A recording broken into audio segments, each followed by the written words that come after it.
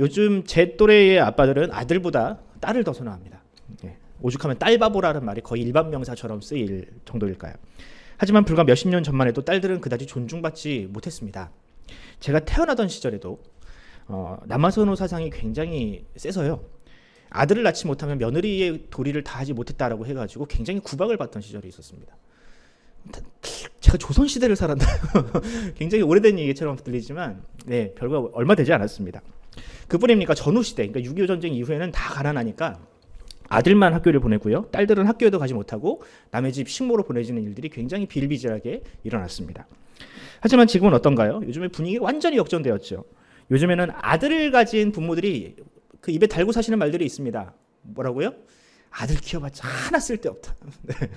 아들 놈 새끼 다 필요 없다. 이런 얘기들을 많이 하십니다. 저도 아들이지만 반론을 할 수가 없습니다. 뭐라고 제가 반박을 할 수가 없습니다. 2013년 설문조사 결과를 보면 딸을 원하는 부모보다 아들을 원하는 부모의 비율이, 그러니까 딸을 원하는 부모의 비율이 아들보다 대략 20% 정도 더 많았다고 합니다. 또 보육원에서 입양되는 아이의 숫자만 비율을 보더라도 딸들이, 그러니까 여자 아이들이 7이라면 남자 아이는 3 정도밖에 되지 않을 정도로 거의 압도적으로 딸을 선호한다고 합니다. 그럼 왜 이 시대는 남아 선호 사상이 아닌 여아 선호 사상이 그렇게 바뀌었을까? 사회학자들은 이런 현상에 대해서 여러 가지 분석을 내놓는데요. 그 중에 꽤나 설득력이 있는 분석은 뭐냐면 남성과 여성의 이제는 성 역할이 이제 없어지는, 희미해지는 그 경계가 무너졌기 때문이라고 합니다. 과거 수렵 시대나 농경 사회처럼 힘이 많이 필요한 시대에는 아무래도 남자아이들이 더 그 가게에 더 유리했겠죠.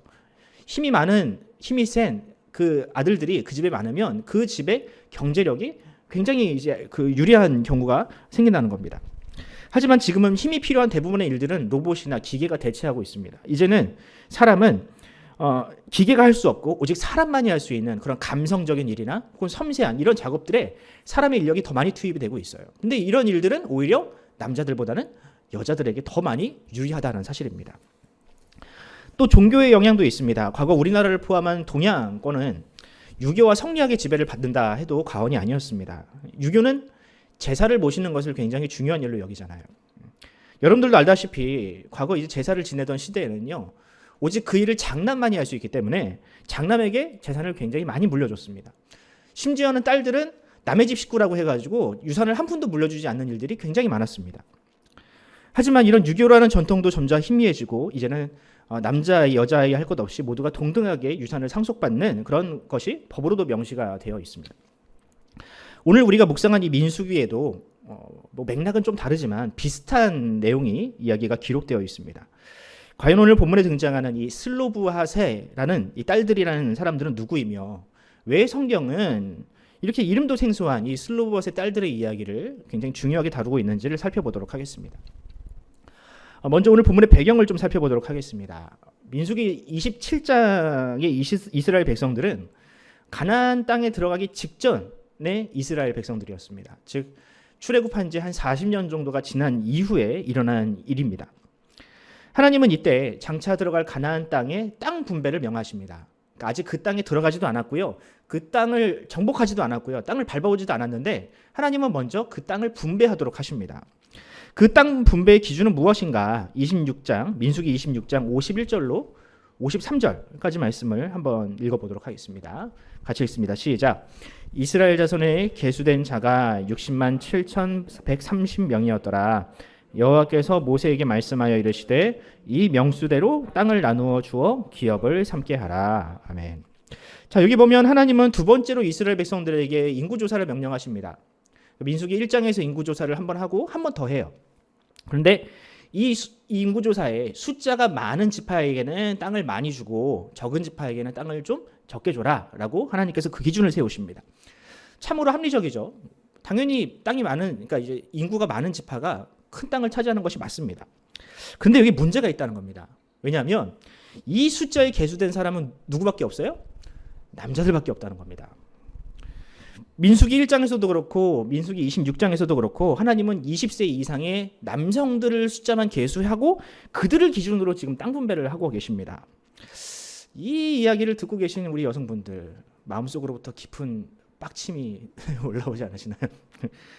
숫자에 안 포함시키는 건 그렇다 쳐도 어떻게 이 재산이잖아요. 일종의 돈이 걸려 있는 문제란 말이다. 이걸 어떻게 여성들을 이렇게 싹 빼고 배제하고 할 수가 있느냐라고, 여성은 사람도 아니냐라고 생각을 하실 수 있습니다. 하지만 당시 남녀노소 할 것 없이요, 이 법을 그대로 수용했습니다. 왜냐하면 그 남성들은요, 일종의 그 가게의 대표로서, 그 가문의 대표로서 그 가문에 속한 여성들에게도 그 혜택이 돌아가는 겁니다. 예. 그런데 또 땅을 분배받는 이 가족들에게도 그 땅을 지킬 만한 힘이 필요하잖아요. 그러니까 요즘에 뭐 군대가 있습니까? 요즘처럼 뭐 군대가 있습니까? 경찰이 있습니까? 이민족들이 와가지고 땅을 빼앗을 수도 있는데 그것을 지키는 일, 그 땅을 지키고 그 가족을 지키는 일을 누구에게 맡기신 거예요? 그 남성들에게 맡기셨다라는 겁니다. 그러나 언제나 예외적인 상황은 발생하기 마련입니다. 만약 그 집에 남자도 없고 아버지도 없고 형제도 없고 자식도 없는 이런 상황이라면 그 여성들은 과연 어떻게 하느냐라는 겁니다. 인구조사에 포함되지 않았기에 그들은 땅 분배도 받지 못하고요, 이스라엘 가운데에서 유령처럼 살아야 되는데 이게 과연 공평하겠느냐라는 것이죠. 실제로 인구조사를 통해서 그런 사례가 발견되었습니다. 바로 슬로브앗의 딸들에 대한 이야기입니다. 민수기 26장 33절, 우리가 27장을 봤는데 26장에 이미 이들의 이야기가 나와요. 한번 제가 읽어드리겠습니다. 벨의 아들 슬로브앗은 아들이 없고 딸뿐이라 그 딸의 이름은 말라와 노아와 호글라와 밀가와 디르사니. 자, 여기 보면 슬로브앗이라는 사람이 살아있을 때 이들에게 이 사람에게 아들이 없었다라고 합니다. 아버지가 없으면 이제는 보호자가 없어지는 이 딸들의 이름이 지금 나열되고 있습니다. 그녀들은 이대로 가면 아들이 없기에 장차 가나안 땅에 들어가서 땅 분배를 받지 못하게 됩니다. 땅 분배를 받지 못하면 그것으로 끝이 아닙니다. 누가 그녀들과 결혼을 하려 하겠습니까? 보통 그 당시에는 여자들이 시집을 갈 때 지창금을 가지고 갑니다. 지창금을 가지고 가요. 요즘 우리나라 말로 하면 혼수를 하는 것처럼 지창금을 가지고 가야 합니다. 다 그렇게 살았어요. 그런데 그녀들에게 땅이 없는데 무슨 지창금을 가져갈 게 있겠습니까? 무슨 재산이 있으며 지창금을 어떻게 가져갈 수 있습니까? 과연 그런 여성과 누가 결혼을 하려 하겠습니까? 여기 아들을 가지신 분들, 이런 며느리를 여러분들이 환영할 수 있겠습니까? 그러므로 슬로브앗의 딸들에게는요, 땅은 그저 그 재산의 문제가 아니라 그냥 땅 자체가 아니라 이것은 일종의 생존의 문제였습니다. 이대로라면 그녀들은요, 미래를 꿈꿀 수 없고요, 결혼도 할 수 없고 자식도 낳을 수 없고 살아있으나 그저 죽은 존재와 같은 존재들이 될 수밖에 없는 상황이었습니다. 이처럼 어느 시대 어느 공동체든지 법의 테두리 바깥에 있는 사람들은 언제나 존재합니다. 이것이 법의 맹점이라 할 수 있습니다. 법은 분명히 좋은 것이거든요. 사람의 재산과 생명을 보호하기 위해서 법을 만듭니다.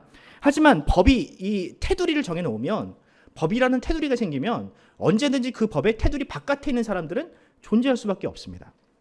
소외될 수밖에 없습니다. 찾아보니 우리나라에도 그런 법들이 굉장히 많았습니다. 우리나라에도 신생아가 출생신고를 하려면 반드시 엄마 이름이 필요해요. 엄마 이름이 들어가야 됩니다. 아빠 이름 소용없습니다. 엄마만 있으면 돼요. 그런데 우리나라에 이 엄마가 없어서 출생신고도 못하고 주민등록도 등록도 못해서 학교도 가지 못하는 아이들이 그렇게 많다고 하더라고요. 대략 한 10,000명 정도가 된다고 합니다. 이런 경우 법이 정해놓은 좋은 테두리 바깥에 있기 때문에 그 혜택을 보지 못하는 피해자로 우리가 생각할 수 있지 않겠습니까? 하나님의 법인 율법도 마찬가지입니다. 율법은 분명히 좋은 것입니다. 하나님께서 이 사람으로 하여금 죄를 짓지 않도록 거룩하신 하나님의 성품을 닮아가도록 하나님께서 주신 선물입니다. 하지만 사람의 죄로 말미암아 이 율법은 사람을 정죄하게 되었습니다. 뭐 그렇다고 율법이 틀렸다고 말할 수는 없잖아요.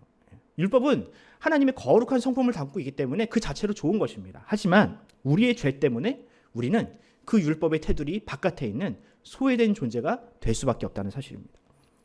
마치 아비가 없어서 그 모두가 다 누리는 그 땅 분배에 소속되지 못하는 이 슬로브앗의 딸들처럼 우리 모두는 하나님 나라에 들어가지 못하는 소외된 존재들이 될 수밖에 없다는 사실입니다. 그러므로 우리는 이 슬로브앗의 딸들을 보면서 우리 자신을 보아야 합니다. 가나안 땅이라는 이 하나님 나라에 들어가지 못하는 우리, 영생이라는 이 미래를 보장받지 못하는 우리 자신, 우리의 죄를 우리는 살펴보아야 합니다. 그럼 슬로브앗의 딸들은 그냥 인생을 자포자기 할 수밖에 없는가, 그냥 포기할 수밖에 없는가? 아닙니다. 오늘 본문을 보면 그녀들이 굉장히 적극적으로 하나님께 나아갑니다. 제가 27장 2절 말씀을 한번 보겠습니다. 그들이 회막문에서 모세와 제사장 엘르아살과 지휘관들과 온 회중 앞에 서서 이르되 아멘. 자, 여기 보면 그녀들이 하나님의 임재가 있는 회막, 하나님의 성전, 그러니까 성전은 아니죠. 회막문 앞에 나아갔습니다. 그리고 모세와 뭐 여러 지도자들, 정말 기라성 같은 지도자들 앞에 서서 자신의 권리를 이야기하기 시작을 합니다. 어떤 권리를 이야기하느냐? 제가 3절 4절을 한번 읽어드리겠습니다. 우리 아버지가 광야에서 죽었으나 여호와를 거슬러 모인 고라의 무리에 들지 아니하고 자기 죄로 죽었고 아들이 없나이다. 어찌하여 아들이 없다고? 우리 아버지의 이름이 그의 종족 중에서 삭제되리이까? 우리 아버지의 형제 중에서 우리에게 기업을 주소서 아멘라고 합니다. 여기 보면 그 딸들이 자신의 아버지에 대한 이야기를 굉장히 강하게 변론하는 것을 볼 수 있습니다. 우리가 주목해야 될 표현이 있는데요. 3절 말씀을 볼까요? 3절을 보면 고라의 무리에 들지 않았다라고 합니다. 고라의 무리. 여러분, 고라가 누굽니까? 굉장히 익숙한 이름이죠. 모세만, 너만 지도자냐? 우리도 지도자 할 수 있다. 우리도 이스라엘 백성들 가운데서 우리도 지도력을 발휘할 수 있다고 하면서 모세의 지도력을 의심하고 하나님께 반역했던 무리가 바로 고라의 무리들이었습니다. 그러다가 어떻게 됐어요? 땅이 열려가지고 그들을 다 집어삼키잖아요. 바로 그 사람들이었습니다. 그럼 왜 이 슬로보아스의 딸들은 자신과는 상관없는 이 고라 사건, 한참 지나간 이야기거든요. 수십 년 전에 일어난 사건이었습니다. 어찌 보면 이스라엘 백성들에게는 큰 아픔이요, 수치스러운 과거라고 할 수 있는 이 사건을 왜 굳이 이야기를 할까요? 오늘 본문을 통해서 우리는 여러 가지를 추측할 수가 있는데요. 첫 번째로 당시 이스라엘 공동체에는 이 슬로보아스의 딸들처럼 아비가 없어서 고아가 된 사람들이 굉장히 많았다는 사실입니다. 그렇지 않았을까요? 광야 40년 동안 얼마나 많은 일이 있었습니까? 뭐 전쟁도 있었고요. 하나님의 심판이 얼마나 많았습니까? 어떤 사람들은 뱀에 물려 죽었고요. 또 어떤 사람들은 땅이 그들을 집어삼켰고요. 또 어떤 사람들은 불에 타 죽었습니다. 이렇게 수많은 사람들이 죽으면서 결국 40년 이후에는 딱 두 사람 남았어요. 출애굽하던 그 세대에. 누구? 여호수아와 갈렙만이 남았습니다. 나머지는 다 죽었어요. 그 중에는 이제 고라의 반역에 참여했던 사람들도 분명히 있었겠죠. 그들 중에는 분명히 슬로보아스의 딸들처럼 이렇게 아비가 그 사건에 휘말려서 죽어서 고아가 된 사람들이 분명히 있었을 것입니다. 지금 이 슬로보아스의 딸들은 그들과 지금 선을 긋고 있는 거예요. 우리는 그들과 같은 존재가 아니다. 두 번째로 어떤 것을 추론할 수 있냐면 하나님을 반역한 이 고라의 무리와 같은 사람들에게는 땅 분배를 하지 않았던 것 같아요. 그러니까 일종의 그들은 더 이상 하나님 나라에 들어갈 수 없는 자격이 없는 사람들이다라고 하면서 그들에게 땅 분배를 하지 않고 배제를 한 것이 아닌가라는 느낌을 받습니다. 뭐 모세가 반역자들에게 일부러 땅 분배를 하지 않았던지 아니면 슬로보아스의 딸들처럼 비슷한 처지인데 내 아버지가 그런 반역자이니 이 자신의 권리에 대해서 적극적으로 주장하지 못하는 사람들, 이 둘 중에 하나겠죠. 어쨌든 그런 분위기가 이 이스라엘 공동체 가운데 있었던 것 같습니다. 하지만 슬로보아스의 딸들은 자신들은 그런 경우가 아니라는 거죠. 내 아버지는 죄가 없으니 나는 당당하게 내 권리를 주장할 것입니다 라고 이야기를 하고 있는 것입니다. 이런 슬로보아스의 딸들의 사례는요, 모세도 쉽게 결론을 내릴 수 없는 문제였습니다. 왜냐하면 모세가 봐도 이 딸들이 너무 억울하거든요. 그녀의 아버지는 하나님 앞에 크게 범죄한 사람이 아니었습니다. 평범한 사람들이었어요. 그런데 단지 딱 하나, 아들이 없다는 이유로 이 땅 분배를 받지 못한다라는 것이 너무나도 불합리한 겁니다. 하물며 더 큰 죄인들도 아들이 있다는 이유로 땅을 분배받는데 단지 아들이 없다는 이유로 땅 분배에 배제된다? 이게 말이 안 된다라는 겁니다. 그래서 모세는 이 문제를 가지고 하나님께 나아갑니다. 우리는 이쯤에서 슬로보아스의 딸들의 입장에서 한번 생각해 볼 필요가 있습니다. 만약 여러분들이 슬로보아스의 딸들이라면 모두가 주목하는 그 자리에 그렇게 선뜻 나설 수가 있으시겠습니까? 근데 나서실 것 같긴 해요. 돈이라면 양잿물도 마셔야 되는 게 사람인데 지금 자기 미래가 걸린 일인데 왜 안 나서겠습니까? 네. 근데 저는 그 전에 하나님을 굉장히 원망했을 것 같습니다. 하나님, 우리를 모르시나요? 왜 우리에게 이렇게 가혹하게 하십니까? 저희에게 아버지가 없다고 어떻게 공동체가 우리에게 이렇게 왕따를 시킬 수가 있습니까? 라고 굉장히 애통한 마음, 억울한 마음이 그녀들에게 분명히 있었을 것 같습니다. 또 혹은 여자라는 이유로 자신들의 요구가 묵살되진 않을까라는 두려움도 혹시 있을 수 있겠죠. 왜냐하면은 지금 여러분들도 아시다시피 그 당시에 여성들에게 무슨 발언권이 있습니까? 그런데 이 여자들이 나서면 어디 여자들이 나서냐면서 이렇게 손가락질을 당할 수도 있지 않을까요? 또 혹은 내 아버지의 결백을 주장하다가 혹시 하나님만 아시는, 다른 사람들은 모르는데 하나님만 아시는 죄가 드러나면 그것 봐라, 요만하고 교만한 여자들아 하면서 오히려 공동체가 그녀들을 추방할 수도 있는, 그러니까 혹 때려갔다가 혹 붙이고 올 수도 있는 일들이 벌어질 수도 있었을 겁니다. 하지만 그녀들은 이 모든 위험을 무릅쓰고 하나님과 공동체 앞으로 나아갑니다. 굉장히 용기 있죠. 무엇이 그녀들로 하여금 이런 용기를 낼 수 있게 만들었을까? 무엇이 그녀들로 하여금 이렇게 정말 남자들만 해먹는 이 시대에 이 여성들로 하여금 이런 발언을 할 수 있는 용기를 주었을까? 저는 그 용기의 원천을 믿음이라고 생각을 합니다. 무엇에 대한 믿음이냐? 바로 죄인을 용서하시고 간구하는 자의 기도를 들으시는 우리 하나님의 성품에 대한 믿음입니다. 비록 하나님께서 제정하신 법은 분명히 있지만 자신들이 그 법의 테두리 안에 들어가지는 못했지만 하나님께서 우리를 불쌍히 여기신다면, 은혜를 베푸신다면 우리에게도 기회가 있을 것이라는 그 믿음이 바로 그녀들에게는 있었다는 사실이죠. 사랑하는 성도 여러분, 이것이 바로 슬로브앗의 딸들의 이야기가 성경에 기록된 이유입니다. 아비도 없고 미래도 없고 희망도 없는 그녀들의 이야기가 이렇게 비중 있게 다뤄진 이유가 바로 그녀들이 그 믿음이 있었기 때문에, 하나님께서 원하시는 그 마음, 믿음의, 하나님의 마음에 합한 믿음이 있었기 때문에 바로 이 이야기가 여기 기록된 것입니다. 하나님께서 자신들을 미워한다고 자포자기하지 않고 오히려 하나님께서 은혜를 베푸시는 것을 기뻐하시는 분이라는 그 믿음이 그녀들에게 있었기에 바로 우리가 이 이야기를 읽을 수 있는 겁니다. 그런데 이 믿음이야말로 하나님께서 원하시는 믿음, 바로 가나안 땅에 들어가는 믿음입니다. 또 장차 우리가 들어갈 하나님 나라에 들어갈 믿음이 바로 이런 믿음입니다. 그렇습니다, 여러분. 우리 하나님은 바로 그런 분이십니다. 우리 하나님은 다른 우상들처럼 그저 우리에게 섬김과 헌신과 희생만 요구하시는 분이 아니라는 사실이에요.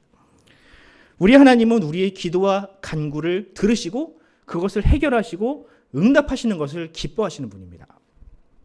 왜냐하면 하나님은 연약한 자를 구원하시고 궁핍한 자를 부욕해 하심으로 하나님의 영광, 하나님의 전능하심, 하나님의 위대하심을 나타내심으로 영광을 받으시는 분이기 때문에 그렇습니다.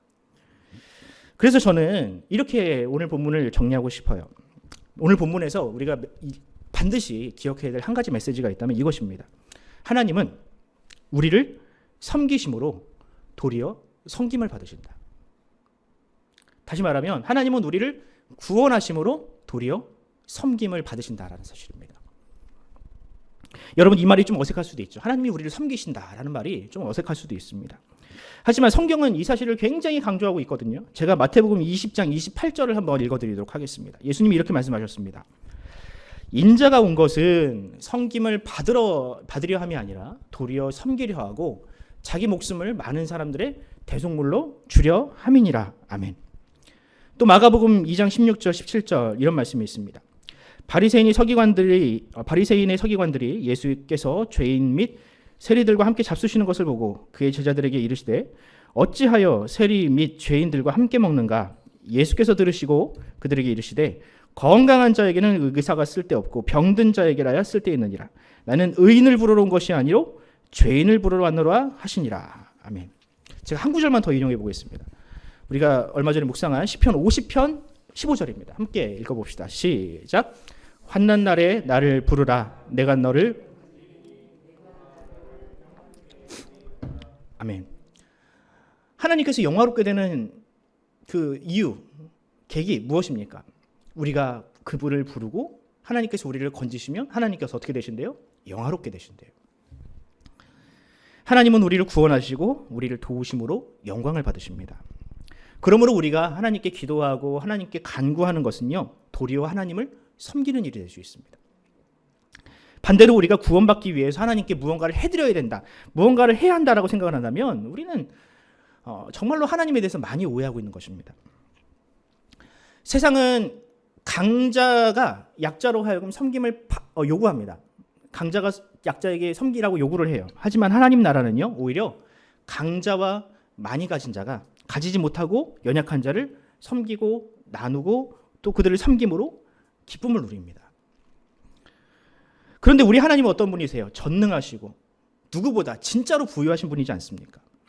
하나님은 진짜로 부유하신 분이기 때문에 우리의 섬김보다는 그분께서 우리를 섬기심으로 하나님은 기뻐하십니다. 이것이 바로 하나님 나라의 논리입니다. 하나님께서 이 세상을 구원하신 이유도 마찬가지입니다. 우리에게 자격이 있어서가 아닙니다. 오히려 우리에게 아무런 자격이 없기 때문에 하나님은 우리를 섬기시고 우리를 위해서 자기의 독생자를 내어주시고 우리를 섬기심으로 하나님의 사랑을 확증하신 것입니다. 그러므로 우리를 사랑으로 섬기시는 그 하나님 앞에 그 하나님의 영광을 우리가 믿어야 합니다. 우리가 이 믿음이 있어야 비로소 이 슬로브앗의 딸들처럼 하나님 앞에 당당히 나아갈 수 있습니다. 하나님께서 우리의 기도를 들으심으로 우리의 기도를 응답하심으로 하나님께서 영광을 받으신다는 바로 그 믿음, 하나님께서 본인도 그 영광을 취하신다는 그 믿음이 있어야 우리가 비로소 하나님께 기도할 수 있습니다. 우리가 확신 있는 기도를 할 수가 있습니다.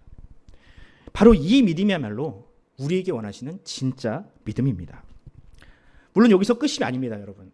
하나님께서 그저 우리의 기도를 다 들어주시고 그것으로 끝이 아니라는 거예요. 여기서 더 나아가야 됩니다. 하나님은 우리에게도 그 하나님의 부유함을 나누어 주고 싶어 하세요. 우리도 그 하나님의 기쁨에 동참하길 원하십니다. 하나님의 그 부유함이 나에게도 있음으로 말미암아 우리도 이웃에게 나누어 주고 이웃을 사랑함으로 그 기쁨을 공유할 수 있습니다. 바로 이 믿음이 있어야 우리도 진정으로 이웃을 사랑할 수 있어요. 우리가 이웃 사랑을 할 때 우리의 것을 나누어 줘야 하는데 이것이 기쁘지 않는데 어떻게 그 일을 할 수가 있습니까? 하지만 하나님의 것이 나의 것이고 그 기쁨이 나의 것이라면 우리는 기꺼이 할 수 있다는 겁니다. 섬김을 받는 것으로만 기뻐하지 않고 도리어 섬김으로 예수님처럼 진정으로 희생함으로 도리어 기뻐할 수 있게 됩니다. 바로 이 기쁨을 누리는 것이 우리 그리스도인들의 사명이요, 하나님의 형상을 회복한 우리 그리스도인들의 최종적인 종착역이라 할 수 있습니다. 바라기는 우리 모든 푸른 사랑의 교회 성도들이 이 믿음에 이르길 바랍니다. 기도를 통해서 응답을 받아 하나님의 영광을 보고 더 나아가서 우리의 섬김과 헌신이 우리에게 얼마나 큰 기쁨을 가져다 주는지 그 기쁨을 우리가 모두 맛보아 알기를 간절히 소원합니다. 모세는 이제 슬로브앗의 딸들의 간청을 가지고 하나님께 나아갑니다. 너무나도 타당하고 너무나도 합리적인 그들의 요구, 그리고 하나님은 그들의 요청을 100% 들어주십니다. 우리 함께 27장 7절 말씀을 한번 보도록 하겠습니다. 같이 읽습니다. 시작. 슬로브앗 딸들의 말이 옳으니 너는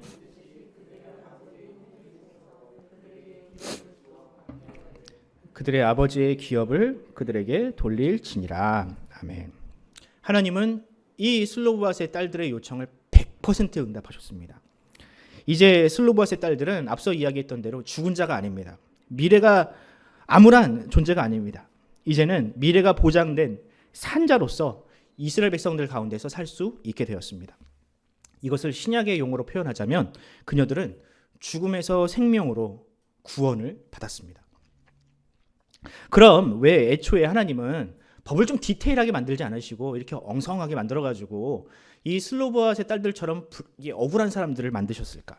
법을 좀 디테일하게 만드셨으면 애초에 이런 일이 없지 않았을까요? 저는 하나님의 이런 계획, 이런 결정이 분명히 의도적이었다라고 생각을 합니다. 왜냐하면 하나님께서 그런 분이 아니시잖아요. 정말 철저하시고 정말 완벽하신 분 아닙니까? 그런데 왜 그러셨을까? 왜 남자만 계수하게 해서 이렇게 억울한 사람들을 만들어내셨을까? 저는 그렇게 생각을 합니다. 하나님께서 좀 의도적으로 그렇게 하셨다. 일부러 법에 좀 빈틈을 만들어내서 슬로브앗의 딸들로 하여금 기도하게 하셨다라고 저는 생각을 합니다. 그들의 기도를 통해서 하나님께서 응답하심으로 하나님께서 자신의 영광을 나타내시고 더 나아가서 이게 중요한데요. 하나님은 슬로브앗의 딸들의 아버지가 되어주셨습니다. 하나님께서 슬로브앗의 딸들의 아버지가 되셨다라는 표현은 사실 성경에 없거든요. 그럼 과연 제 말이 과연 어떤 맥락에서 나왔느냐? 그런 말이 없지만 문맥을 이해하면 충분히 그럴 수 있습니다. 앞서 말씀드린 대로 하나님께서 최초에 정하신 법이라는 것은 땅들을 남자들에게 주는 것이었습니다. 남자들은 그 땅의 보호자요, 그 가족을 보호하고 수호하는 자들이었습니다.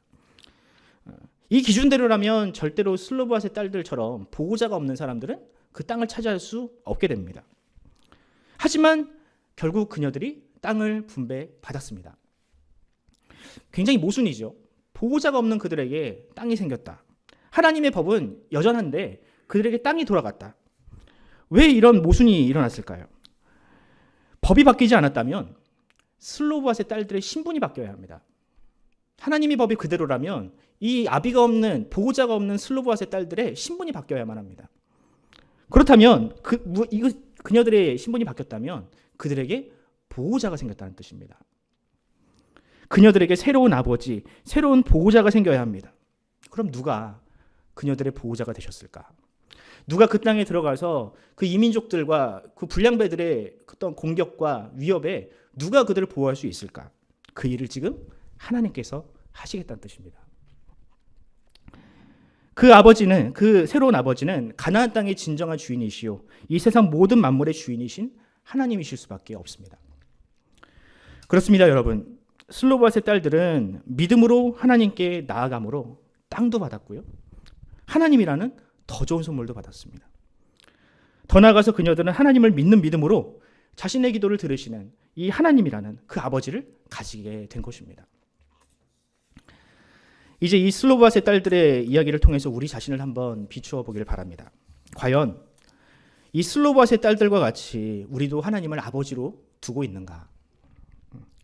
아니면 하나님은 그저 일주일에 한 번 정도 우리의 서비스를 받으시는 손님과 같은 분은 아닌가? 많은 분들이 하나님의 구원 또 하나님의 어떤 그 선물 생각을 할 때 그것을 일종의 선불처럼 생각하는 경향이 있습니다. 우리의 자격 없다고 하니까 그래, 하나님께서 우리에게 선불로 구원을 주셨고 우리가 이제 그것을 갚아야 한다. 하나님께 서비스를 하고 무언가를 보답해 드려야 된다라고 생각하는 경향이 있습니다. 그런데 여러분, 그런 생각을 가진 분들은 절대로 하나님을 아버지라고 부를 수 없습니다. 하지만 나의 연약함에도 불구하고 나의 죄에도 불구하고 그 연약함과 죄를 가지고 하나님께 나아가서 기도하고 있다면, 하나님께 우리의 연약함과 우리의 어떤 슬픔과 고통을 아뢰고 있다면 그 자체로 하나님을 아버지로 모시고 있다는 증거가 될 수 있습니다. 바라기는 저와 여러분 모두에게도 하나님이 아버지가 되었으면 좋겠습니다.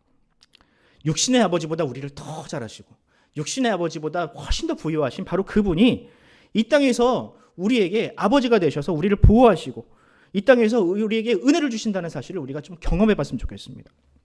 세상 사람들이 너희는 뭐가 다르냐라고 할 때 우리에게는 진짜 아버지가 있다.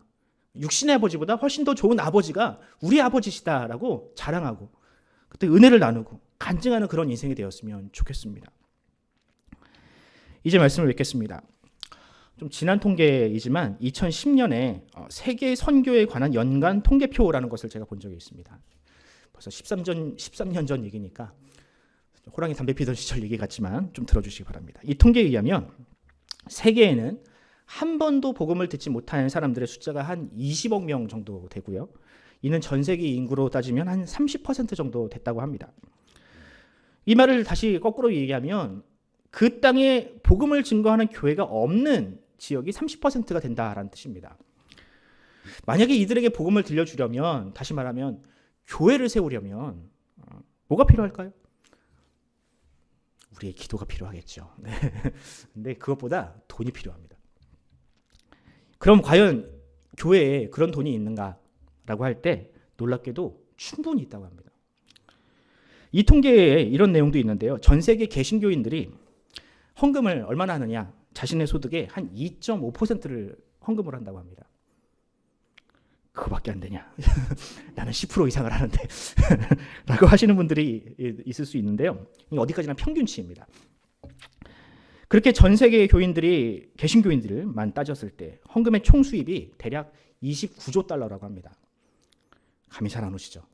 저도 이게 우리나라 돈으로 얼마야?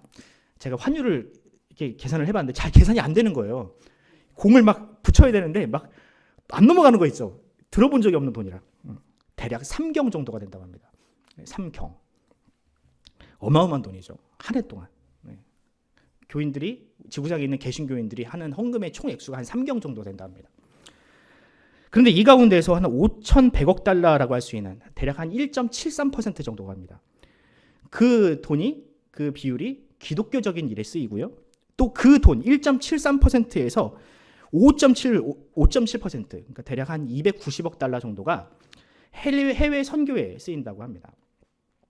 그럼 나머지 대략 한 99%의 돈, 이제 99%의 돈이 남았어요. 이게 어디에 쓰이나 봤더니 87%의 돈은 이미 그리스도인이 된 사람, 즉 교회 안에 있는 사람들끼리 교제하는 데 쓰이고요. 12%는 이미 복음이 증거된, 한 번쯤은 복음을 들어봤을 법한 사람들에게 쓰인다고 합니다. 그러니까 이종의 수평 이동을 위한, 그러니까 가나안 신자들을 전도하는 데 쓰이는 돈이 대략 12% 정도 든다고 합니다. 설교 잘해놓고 갑자기 돈 얘기한다고 생각하실 수도 있는데, 그러니까 제가 지금 돈 얘기를 하려는 게 아닙니다.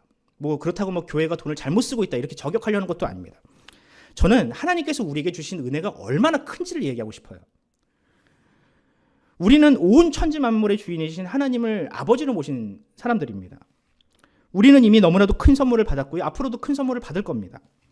마치 슬로봇의 딸들이 가나안 땅에 들어갈 때 믿음으로 그 땅을 선물로 받은 것처럼, 자격이 없지만 선물로 받은 것처럼 우리도 예수님을 믿음으로 구원과 영생과 이 땅에서의 풍요라는 놀라운 선물들을 우리는 받고 있습니다. 우리의 수입의 단지 2.5%만 쓰여도 이 세상에 있는 모든 사람들에게 복음을 들려줄 수 있는 어마어마한 부요와 풍요를 하나님은 우리에게 주셨습니다. 하지만 우리는 과연 어떤가? 우리는 하나님께 아무것도 받지 못한 사람처럼 그렇게 하나님을 원망하지는 않습니까? 이미 모든 것을 주시고 넘치도록 주셨는데 아무것도 받지 못한 사람처럼 하나님을 원망하고 그렇게 좌절하고 있지는 않습니까? 혹은 타인에 대해서 너무 인색하지는 않습니까? 성경은 분명히 이야기합니다. 하나님을 아버지로 모시는 사람은 반드시 하나님을 닮게 되어 있다고. 그의 풍요가 우리 안에도 있어서 그 풍요를 반드시 흘려 보내게 되어 있다고. 하나님처럼 다른 이를 섬기는 것을 진정한 기쁨으로 여기게 되어 있다고. 바라기는 우리 모두가 그렇게 좀 넉넉하게 살았으면 좋겠습니다. 아무것도 가지지 못한 것처럼 막 쪼들리고 막 힘든 것처럼 그렇게 하나님 앞에서 사는 것이 아니라 하나님께서 우리에게 아버지 되시니 우리가 그 하나님의 기쁨, 나누고 섬기고 희생하는 그 기쁨을 우리도 좀 맛보았으면 좋겠습니다. 우리가 특히 기도할 때 좀 저 터키에 있는, 시리아에 있는 사람들을 위해서 기도했으면 좋겠습니다. 비록 그들이 우리와 얼굴도 한 번 마주친 적이 없는 그런 사람들이지만 아버지와 어머니를 잃어 마치 슬로봇의 딸들처럼 그냥 인생이 막막한 그들에게 소망을 달라고 우리가 좀 기도했으면 좋겠습니다. 그 땅의 교회가 다시금 일어나 세워져서 그 땅에도 하나님의 복음, 하나님의 사랑이 좀 전파되게 해달라고 우리가 기도했으면 좋겠습니다.